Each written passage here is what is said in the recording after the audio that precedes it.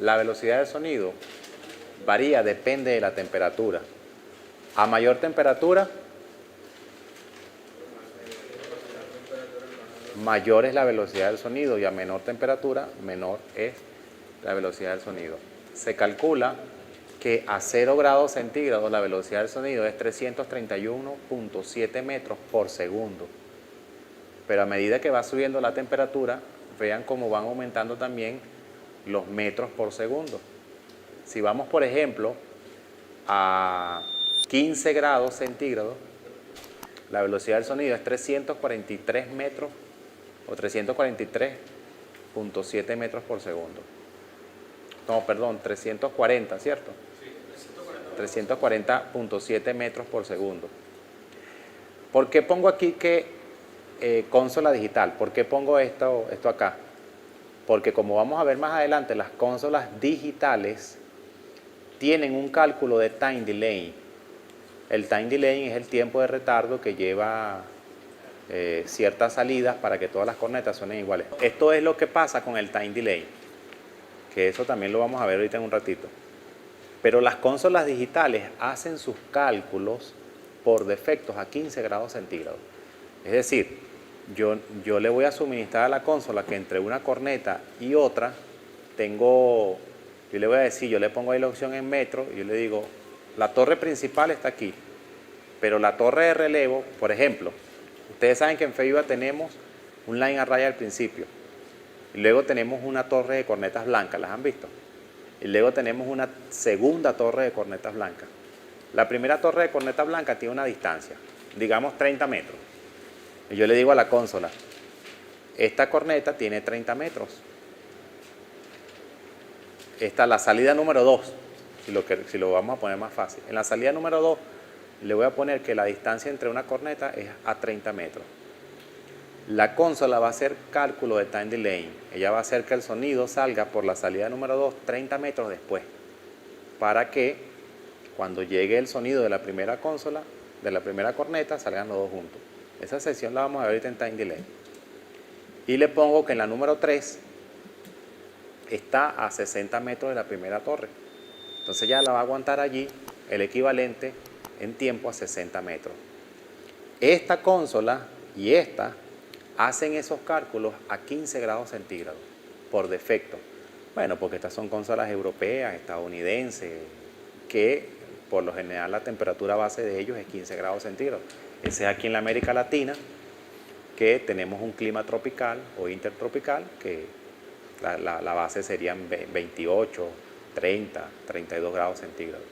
Pero estas consolas por defecto lo traen a 15 grados centígrados. Por eso le puse esa referencia, para que lo tengan allí. Luego tenemos la siguiente, que es velocidad del sonido estándar, 20 grados centígrados. Cuando alguien le pregunta, ¿a qué velocidad viaja el sonido? 343 metros por segundo. Por lo general dicen 344 metros por segundo, porque ese 343.7 ya uno lo redondea a 344 metros por segundo. Cuando uno dice, en línea general, ¿a qué velocidad viaja el sonido? 344 metros por segundo. Pero eso es a 20 grados centígrados. También ese es un estándar. El estándar de la velocidad del sonido es 344 metros por segundo, pero a 20 grados centígrados. Pero cuando yo me voy a un cálculo más específico, más detallado, allí yo tengo que irme a esta tabla. Pon la tabla, por favor. Ahí yo me voy a esta tabla y entonces allí podemos decir que en el caso de Venezuela, a una velocidad de 34, vamos a ponerle 32 para no irnos en un día tan caluroso. La velocidad del sonido aquí dentro del auditorio de FEIBA sería 350.9 metros por segundo. Es un poco más rápido la velocidad del sonido aquí. Entonces ya eso es cuando yo me quiero ir a cálculos más exactos. ¿En Maracaibo es más rápido? En Maracaibo es más rápido, si lo pueden ver. El cálculo, ¿qué tal la tabla? Dice que 40 grados son 355.7, 356. 356. Eso sería a una temperatura de 40 grados centígrados. Entonces esto es para que tengamos en cuenta de que la velocidad del sonido aumenta a medida que aumenta la temperatura. Otro factor importante es cómo se comporta el sonido también con el calor. Por lo general, ustedes ven, no sé si les han pasado los que usan, bueno, yo en mi casa es de 2 plantas y yo prendo el aire acondicionado del cuarto que está en la planta alta y algunas veces dejo la puerta abierta del cuarto y voy abajo a la cocina. Cuando yo vengo subiendo las escaleras tienen un aire frío por el pasillo de las escaleras. Quiere decir que el aire frío tiende a y el aire caliente sube. ¿Qué me quiere decir esto? Que si yo tengo un público aquí, de aquí hasta la pared que está allá, y yo tengo una corneta aquí y la pongo en esta línea recta, todo el calor que me genera el público va a hacer que el sonido lo dispare para arriba. O sea, ese colchón caliente que está allí hace que por defecto lance el sonido para arriba. Eso también tenemos que tomarlo en cuenta cuando estamos trabajando con unas cornetas como esta. Nosotros podemos alzarla, inclinarla unos 5 grados, 7 grados y después disparamos y ella, por defecto el sonido va a venir y va a ser como una U. ¿Sí? Esos son tips que deberían tenerlos por allí presentes.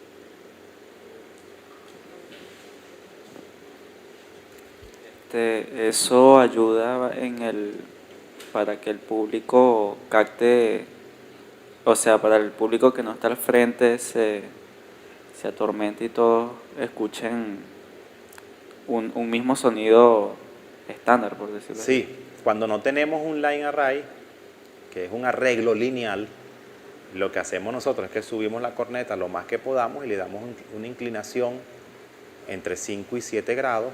De hecho, estas cornetas tienen una inclinación de 7 grados. Estas cornetas tienen en la parte, ya tienen 2 huecos. El de adelante, que no está ahorita, está recto, 0 grados. Pero el hueco que tiene, ese otro hueco, ya por defecto tiene 7 grados. Tienes arriba unas hojas que se te pueden caer. Ya allí yo puedo levantar esa corneta a todo lo que dé el parar, unos 2 metros, 2 metros 10, y ella va a disparar hacia abajo. Entonces, ¿qué pasa allí? Que estoy mandando la mayor energía para la gente que está atrás. ¿Por qué?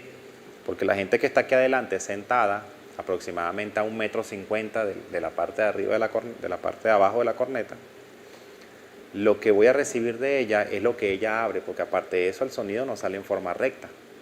En este caso de estas cornetas, ellas pueden abrir según las especificaciones que dice el fabricante. No crean que el sonido viaja en forma recta, sí. O sea, el sonido de la parte superior de la corneta va a subir su dispersión y la parte de abajo también va a bajar. Entonces, algunas cornetas son 80 por 90, 70 por 90. Quiere decir que el menor es el que abre hacia arriba y hacia abajo, el vertical, y el mayor es el que abre hacia los lados. Si una corneta dice 70 por 90, quiere decir que abre 90 de lado y 70 vertical. O sea, 80 horizontal, 70 vertical. ¿Qué quiere decir eso? Que si yo tengo una corneta donde está aquí el techo, a pesar de que ella no me está mirando a mí de frente, lo que ella dispare hacia abajo, igual me va a captar a mí. Y mando la mayor energía para allá atrás, pero inclinada. Ese es otro tip que ustedes pueden agarrarlo por allí.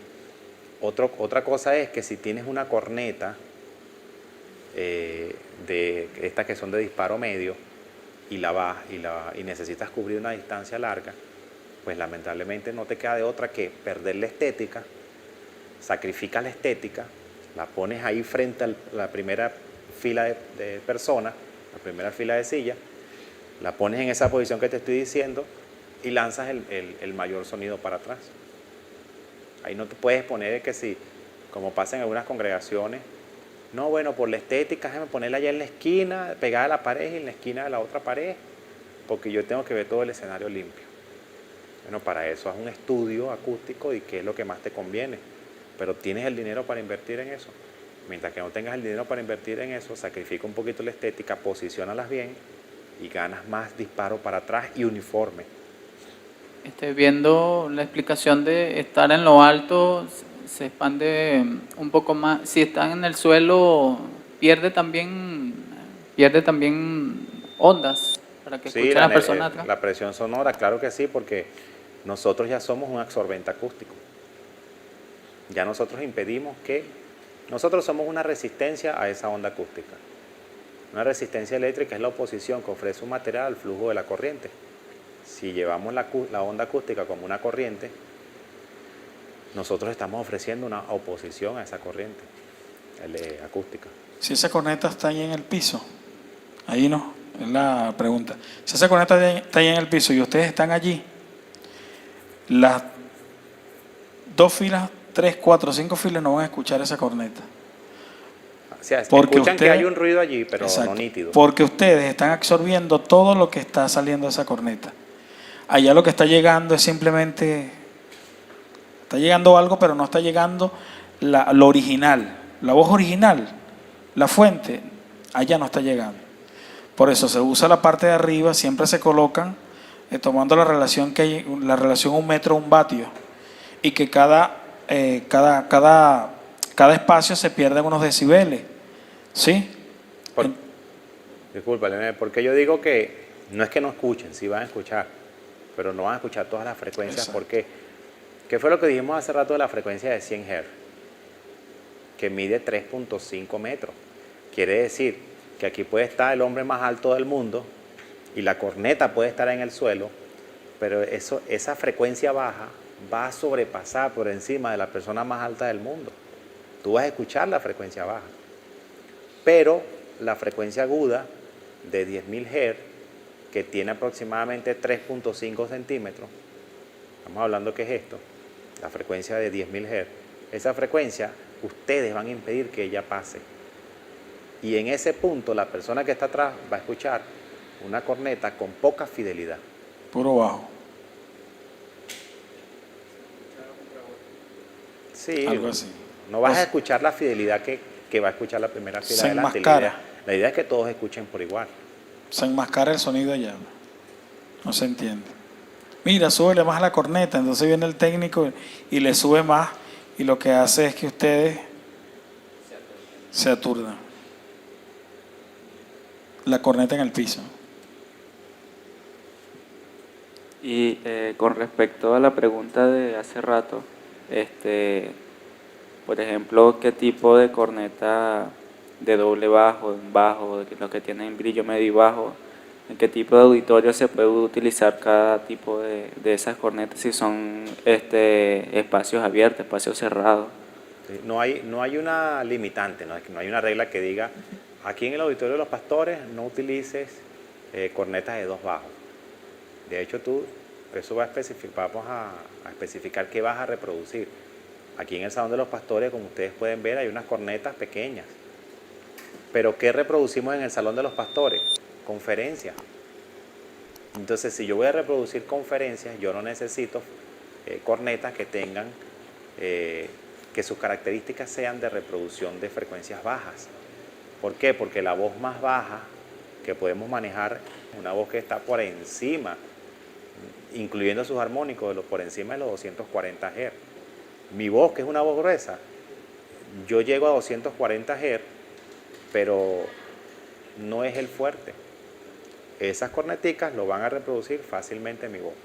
Entonces, cuando yo voy a hacer aquí en el Salón de los Pastores una actividad con músicos, yo no los saco los músicos por esas cornetas, porque no son cornetas para conferencias. O sea, esas son cornetas para conferencias, no es para banda en vivo.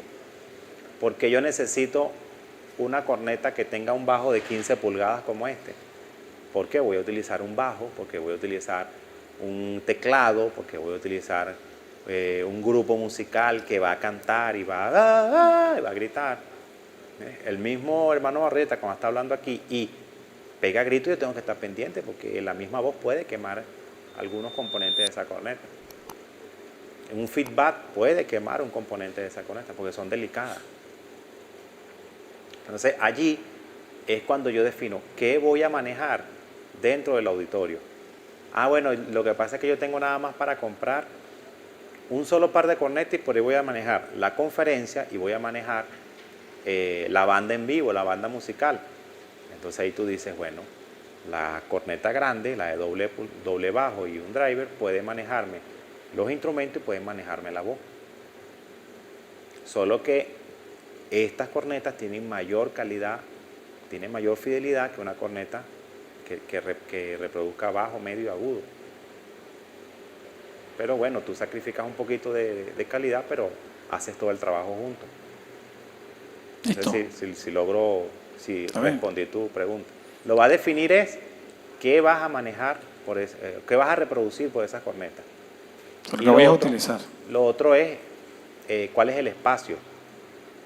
Porque esas cornetas que tienen dos bajos de 15 pulgadas y un driver, por lo general tienen mayor presión sonora que esta que tienen un solo bajo. Porque ahí se suman decibeles de las dos cornetas. Y algunas cornetas tienen un crossover interno que mandan a la corneta inferior desde ciertas frecuencias hasta ciertas frecuencias a las del medio, que es la misma, pero la ponen a reproducir desde cierta frecuencia, que no es la de abajo. Por decir algo, las de abajo, el bajo que está más abajo, le ponen a reproducir desde 60 hasta, digamos, le pueden poner 600 o 500. Y a las que están en el medio le ponen a reproducir desde 500 hasta infinito. Las demás frecuencias se van a ahogar en el cono. Y a los agudos le ponen desde 3000 para arriba, dependiendo del agudo. Pero ahí están dividiendo la frecuencia y están dividiendo la energía en los tres componentes. Y es una corneta full rango. Otros no, como la JRX y JBL.